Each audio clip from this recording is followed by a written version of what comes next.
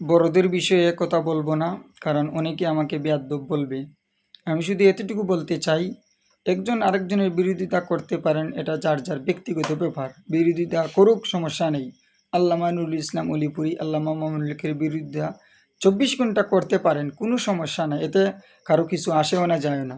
শুধু এটুকু বলি, তিনি বিরোধিতা করার সময় আল্লামা মামুনুল হকের যে বক্তব্যকে দলিল হিসেবে ব্যবহার করেছেন, এই বক্তব্যটা আমি আপলোড দিয়েছি, আপনারা শুনবেন।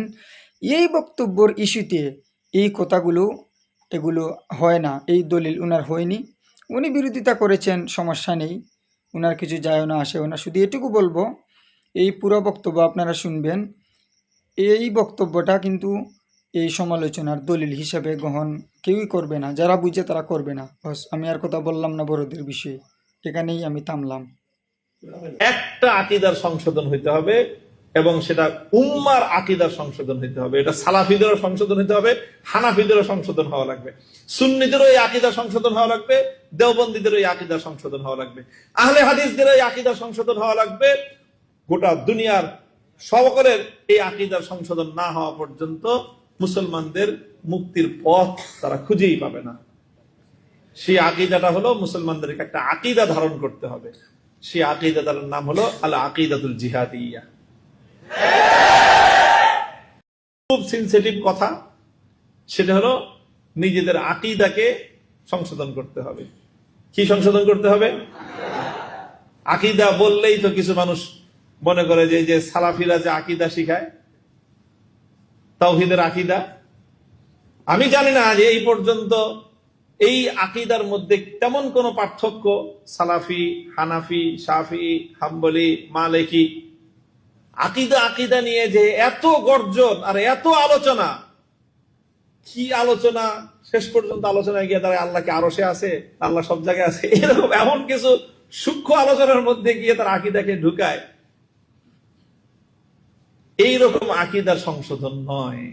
একটা আকীদার সংশোধন হইতে হবে, এবং সেটা উম্মার আকীদার সংশোধন হইতে হবে। এটা সালাফিদেরও সংশোধন হইতে হবে, হানাফিদেরও সংশোধন হওয়া লাগবে, সুন্নিদেরও এই আকীদার সংশোধন হওয়া লাগবে, দেওবন্দীদেরও এই আকীদার সংশোধন হওয়া লাগবে, আহলে হাদিসদেরও এই আকীদার সংশোধন হওয়া লাগবে। গোটা দুনিয়ার সকলের এই আকীদার সংশোধন না হওয়া পর্যন্ত মুসলমানদের মুক্তির পথ তারা খুঁজেই পাবে না। সেই আকীদাটা হলো, মুসলমানদেরকে একটা আকীদা ধারণ করতে হবে। সেই আকীদার নাম হলো আল আকীদাতুল জিহাদিয়া। আল আকীদাতুল জিহাদিয়া মানে কি? জিহাদে ঝাঁপায় পড়া, একটা অস্ত্র নিয়ে আরেকজনের গায়ে যে তাক করা, কয়েকটা বোম মারা, না, এগুলো না। আল আকীদাতুল জিহাদিয়ার এক অর্থ, সেটা হলো প্রত্যেকটা মুসলমানকে বিশ্বাস করতে হবে উম্মার এই পতনের একমাত্র মুক্তির পথ হলো জিহাদ। বাস, এখানে ফুল স্টপ, আর কোনো কথা নাই। যে উম্মতের এই বিশ্ব ব্যবস্থার করাল থেকে মুক্তির, এই বিশ্ব ব্যবস্থার জাতাকল থেকে মুক্তির, এই বিশ্ব ব্যবস্থার অধীনে পরিচালিত জাতিসংঘ কর্তৃক নিয়ন্ত্রিত শিক্ষা, সংস্কৃতি, অর্থ, সামরিক ব্যবস্থাকে পরাস্ত করে নতুন বিশ্ব ব্যবস্থা গড়ার একমাত্র পথ আত-তারিকুল ওয়াহিদ হুয়াল জিহাদ ফি সাবিলিল্লাহ। বাস, এই আকীদা এবং এই বিশ্বাসকে ধারণ করতে হবে। তারপরে তার কর্মকৌশল কি হবে, দুনিয়ার উলামায়ে উম্মত সেটা ঠিক করবেন।